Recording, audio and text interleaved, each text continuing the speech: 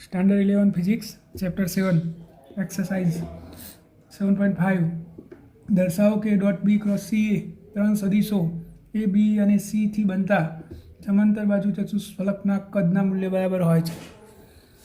આપણે ત્રણ સદિશો વડે એક સમાંતર બાજુ ચતુષ્ફલક બનાવીશું.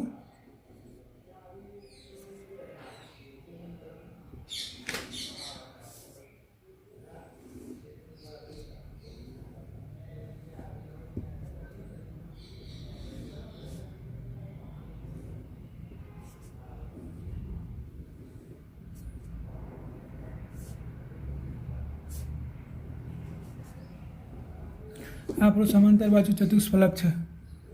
આ ઉગમ બિંદુ, આ આપણું સદિશ એ અથવા આપણે સદિશ બી લઈ લઈએ કારણ કે બી ક્રોસ સી શોધવાનું છે. તો આ સદિશ બી છે, આ આપણો સદિશ સી છે અને આ આપણો સદિશ, આ જે એની બીજી બાજુ છે આપણો સદિશ એ છે. તો આપણે સાબિત એવું કરવાનું છે કે a dot b cross c એટલે કે એ સદિશ dot b cross c is equal to સમાંતર બાજુ ચતુષ્ફલક એ બી સી ડીનું કદ. આવું આપણે સાબિત કરવાનું છે. તો ઓ એ બી સી આ ડી ઈ એફ જી આપણે નામ આપી દીધા સમાંતર બાજુ ચતુષ્ફલકના. હવે આપણે આવું સાબિત કરવાનું છે. સમાંતર બાજુ ચતુષ્ફલક ઓ એ બી સી. તો સૌથી પહેલાં આપણે a dot b cross c શોધીએ. તો બી ક્રોસ સી શું થાય આપણું? આ બી ક્રોસ સી એટલે તો આ નીચેની બાજુનું ક્ષેત્રફળ થાય એટલે કે ઓ એ બી સીનું ક્ષેત્રફળ. એટલે એને આપણે એસ કહી દઈએ તો s is equal to b cross c n cap. હવે એન કેપની દિશા શું થશે? તો આપણે જાણીએ છીએ કે ક્રોસ ગુણાકારમાં દિશા એ બંને વડે બનેલા સમતલને લંબ હોય. એટલે બી અને સી વડે બનેલું સમતલ ઓ એ બી સી છે એનાથી લંબ એટલે આ થાય. એટલે આપણો એસ થયો. એસ સદિશ આ દિશામાં છે. અહીંયા આપણે ખૂણો થીટા લઈ લઈએ. તો હવે એન કેપની દિશા, એનની દિશા એ સાથે થીટા કોણ બનાવે છે. તો આપણે આખું લખી દઈએ. A dot b cross c is equal to a b cross c cos theta. B cross c બરાબર તો શું છે? એસ. તો એ એસ કોસ થીટા. હવે હું અહીંયા ડીમાંથી આની પર લંબ દોરું, જેને હું એચ કહી દઉં. તો આ થીટા છે તો આ થીટા થશે. હવે આ ત્રિકોણ ઓ ડી, આ લંબને હું ઈ ડેશ કહી દઉં તો ઈ ડેશમાં કોસ થીટા લાગુ પાડીએ આપણે. તો cos theta is equal two પાછળની બાજુ એચ ભાગ્યા કર્ણ એ. તો H is equal to A cos theta. તો આની જગ્યાએ આપણે એ કોસ થીટાની જગ્યાએ એચ મૂકી દઈશું. તો સદિશ એ ડોટ સદિશ b cross c is equal to શું થશે? આ એ કોસ થીટાની જગ્યાએ એચ મૂકવાનું છે તો એસ એચ થઈ ગયું. તો આપણને આ ગુણાકારવાળું સ્ટેપ મળી ગયું. એટલે કે ડાબી સાઈડ આપણે મેળવી લીધી. હવે જમણી બાજુ એટલે કે ચતુષ્ફલકનું કદ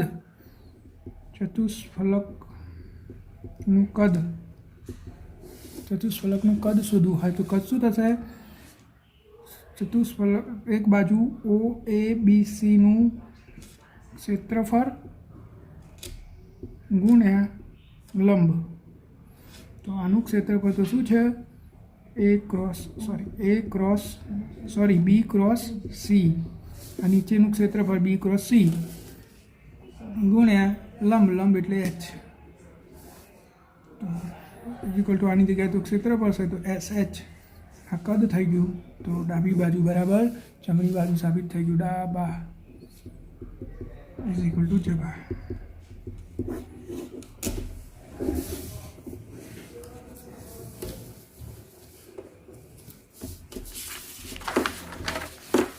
નેક્સ્ટ એક્સ વાય ઝેડ ઘટકો સાથે 7.6 એક્સ વાય ઝેડ ઘટકો સાથે જેનો સ્થાન સદિશ આર અને પી એક્સ પી વાય પી ઝેડ ઘટકો સાથે વેગમાન પી હોય તેવા કણના કોણીય વેગમાન એલના એક્સ વાય ઝેડ અક્ષો પરના ઘટકો શોધો કે જો ફક્ત એક્સ વાય સમતલમાં જ ગતિ કરે તો કોણીય વેગમાનને માત્ર ઝેડ ઘટક જ હોય છે એવું આપણે સાબિત કરવાનું છે.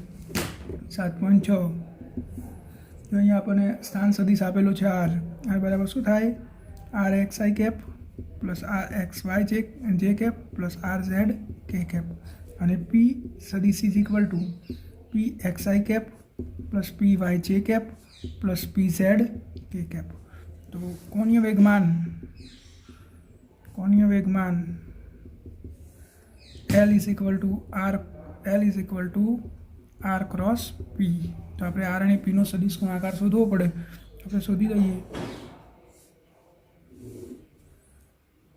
આર ક્રોસ પી આપણે સદિશ ગુણાકાર શોધી દઈએ. I J K R X R Y R Z P X P Y P Z. તો આપણે ફરીથી આ બે કોલમ લખી લઈએ. I J R X R Y P X P Y. તો પહેલાં આઈ કેપ એની આગળની બે column R Y P Z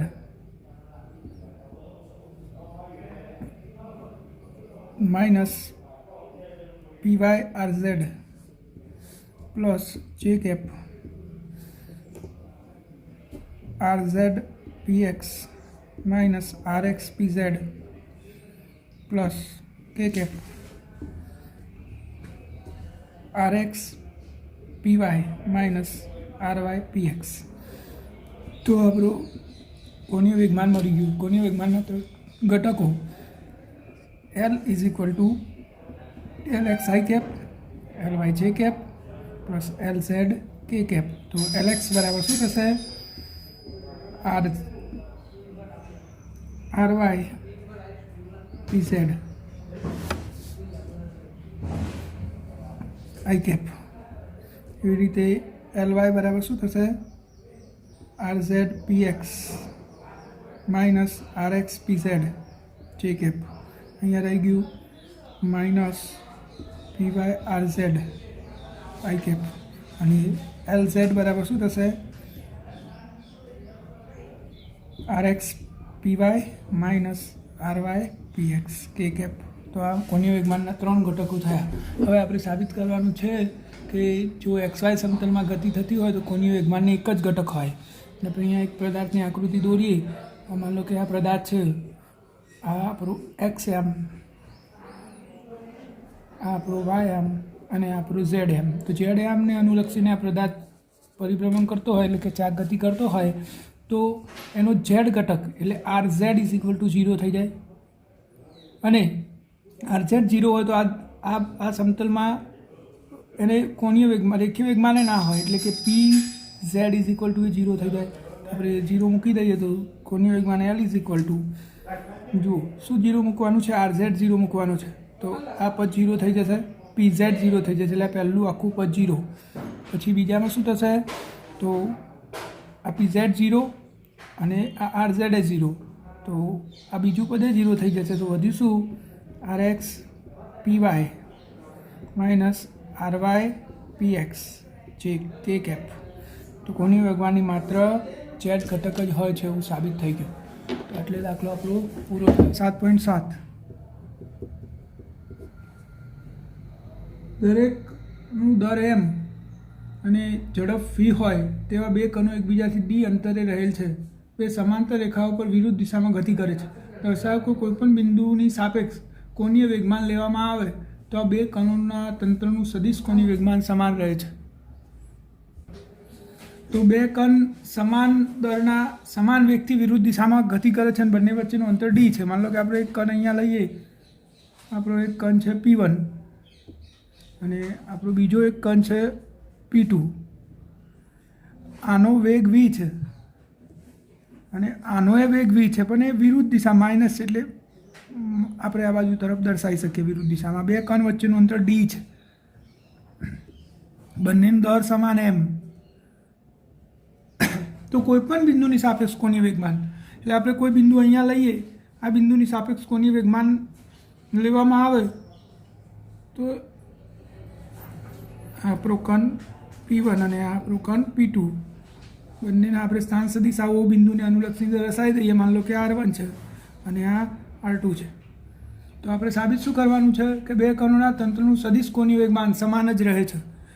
તો આ O બિંદુની સંદર્ભમાં P1નો સ્થાન સદિશ R1 અને P2નો સ્થાન સદિશ R2 છે.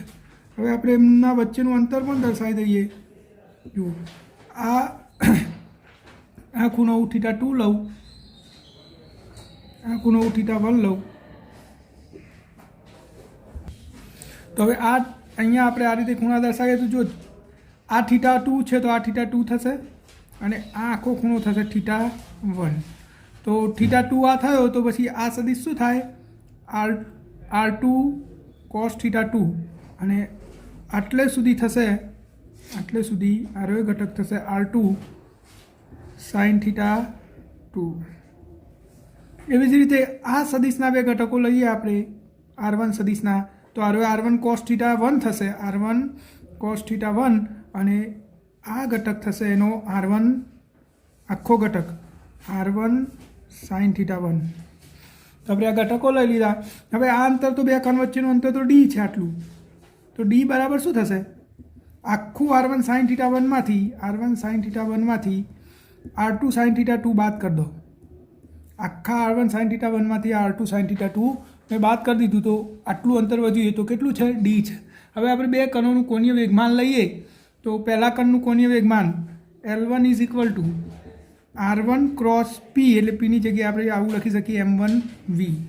જો કે M દર M જ છે એટલે MV સદિશ. અને બીજા કણનું કોણીય વેગમાન L2 is equal two R2 cross MV સદિશ. તો તંત્રનું કુલ કોણીય વેગમાન એટલે બંનેનો સરવાળો. જો હવે અહીંયા જો બીજા કણનો વેગ છે ઋણ છે એટલે આપણે અહીંયા ઋણ દર્શાવી શકીએ, કારણ કે આ વેગ V ધન છે આ બાજુનો અને આ વેગ V ઋણ છે, તો અમે ઋણ લઈ લીધો. હવે આપણે બંનેનું કુલ કોણીય વેગમાન શોધીએ તો L is equal two L1 plus L2. તો L1 આપણે અહીંયા લખીએ R1 ક્રોસ MV સદિશ માઇનસ એટલા માટે R2 ક્રોસ MV સદિશ. હવે આ ક્રોસ ગુણાકાર દૂર કરીએ તો MV R1 sin θ1 minus MV R2 sin θ2. MV common નીકળી જાય તો R1 sin θ1 minus R2 sin θ2 અને R1 sin θ1 minus R2 sin θ2 બરાબર તો D થાય. તો કુલ કોણીય વેગમાન L બરાબર MVD જે અચળ છે. તો આપણે જે સાબિત કરવાનું તે થઈ ગયું કે કુલ કોણીય વેગમાન અચળ રહે છે અથવા સમાન રહે છે. હવે આપણે આગળનો દાખલો જોઈએ 7.8.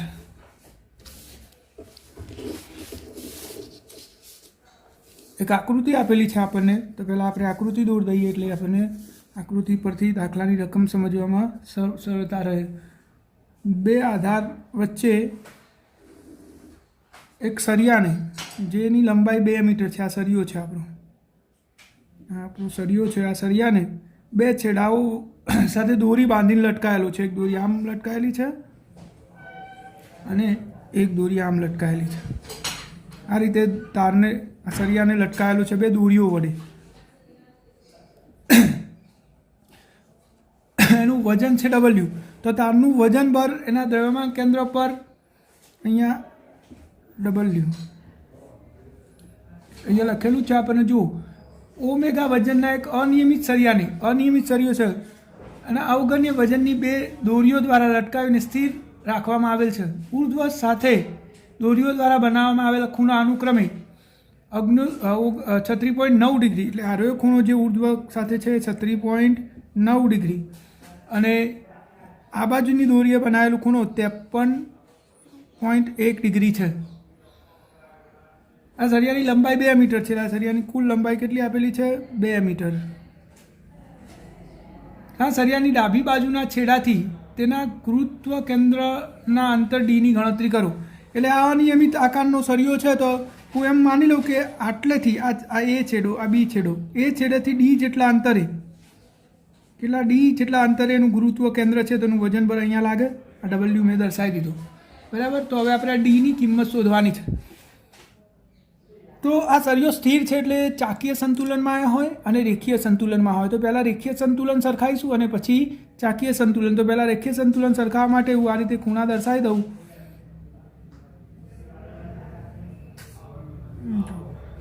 જો આ ખૂણો 36.9 ડિગ્રી છે એટલે યુગ્મ કોણ થાય. તો આરો ખૂણો કેટલો થાય? 36.9 ડિગ્રી યુગ્મ કોણ પ્રમાણે. એવી જ રીતે અહીંયા પણ યુગ્મ કોણ તૈયાર થશે એટલે આ ખૂણો કેટલો થાય? 53.1 ડિગ્રી.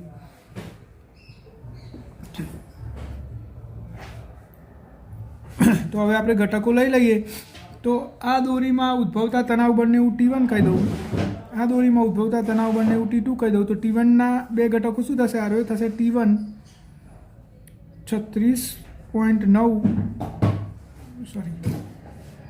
T1 cos 36.9 ડિગ્રી અને આ ઘટક થાય T1 sin 36.9 ડિગ્રી. એવી જ રીતે અહીંયા આ ઘટક થશે T2 cos 53.1 ડિગ્રી અને આ ઘટક થશે T2 sin 53.1 ડિગ્રી. આપણે આ ઘટકો દર્શાવી દીધા. એનું વજન બરે આપણે અહીંયા નીચે દર્શાવી દીધું છે. તો હવે આપણે સંતુલન માટે ખાલી સરખાવવાનું રહેશે. તો ઉપર નીચેના સંતુલન માટે એટલે કે શિરોલંબ સંતુલન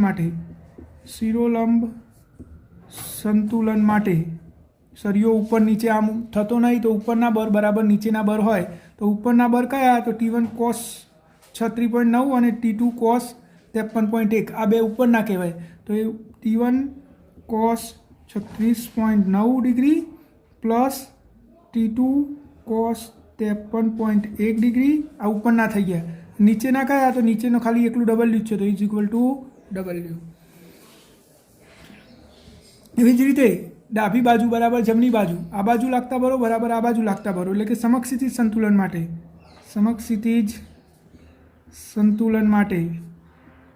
તો સમક્ષિતિજ સંતુલન માટે આ બાજુ કયું બળ લાગે છે? T1 sin 36.9 ડિગ્રી અને આ બાજુ કયું?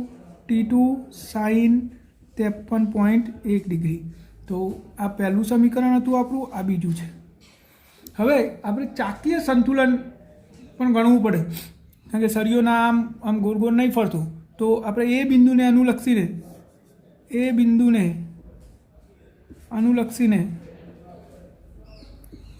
ટોર્ક, બે બાજુના ટોર્ક સમાન થવા જોઈએ, એટલે કે સમગડી દિશાનું ટોર્ક બરાબર વિષમગડી દિશાનું ટોર્ક. તો જો આને અનુલક્ષીને ગણવાનું છે તો આ જે T2 cos 53 છે આ તારને આમ ફરાવશે અને આ ડબલ્યુ છે એને આમ ફરાવશે.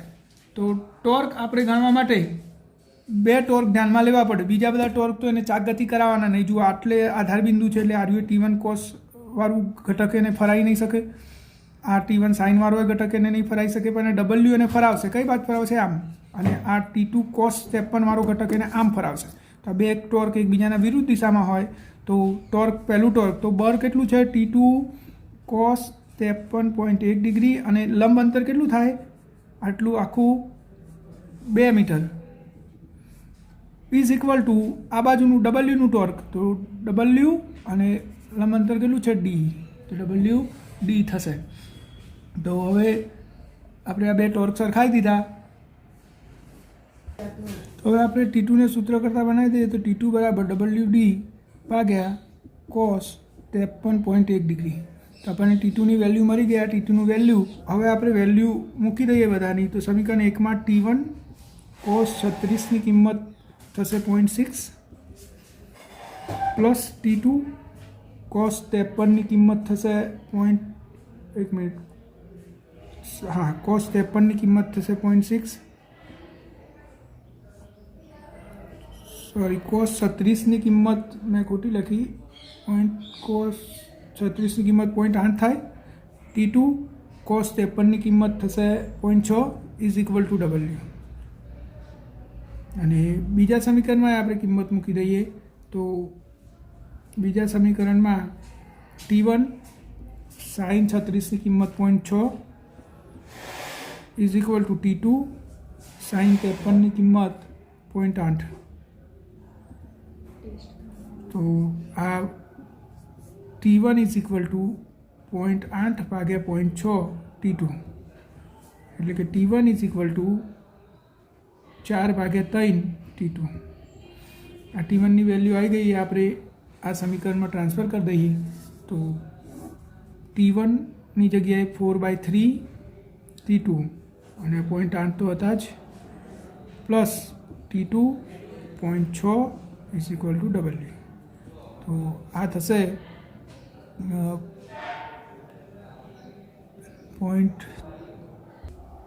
આ થશે 16 ભાગ્યા 15 T2 plus T2 0.6 is equal two T2 16 ભાગ્યા 15 પ્લસ 6 ભાગ્યા 10 ઇઝ ઇક્વલ ટુ W. તો T2 150 લસા થાય તો 160 પ્લસ 90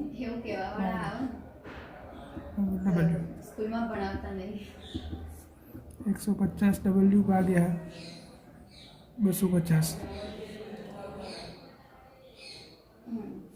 તો